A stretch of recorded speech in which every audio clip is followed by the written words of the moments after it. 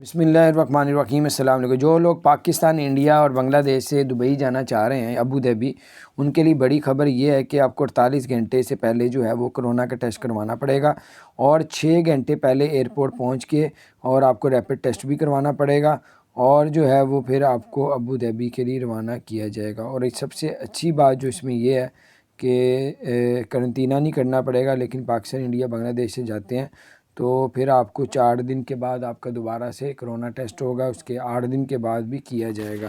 तो ये थी कुछ अपडेट्स, शायद वो आपको वॉच बना दें, घड़ी बना दें, ताकि आपको देख सकें आप कहाँ घूमते फिरते हैं।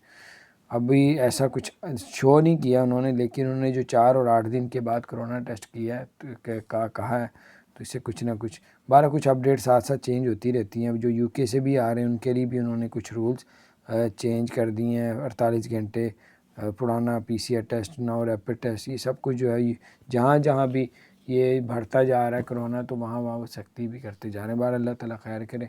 फ़्लाइट्स बंद करने का भी कुछ नहीं कहा, अगर कुछ ऐसा कुछ होगा तो हम आपको सबसे पहले बताएंगे। अल्लाह ताला इन चीज़ों से बचा के रखे, आप लोगों के लिए आसानियाँ पैदा फरमाए। चैनल को सब्सक्राइब नहीं किया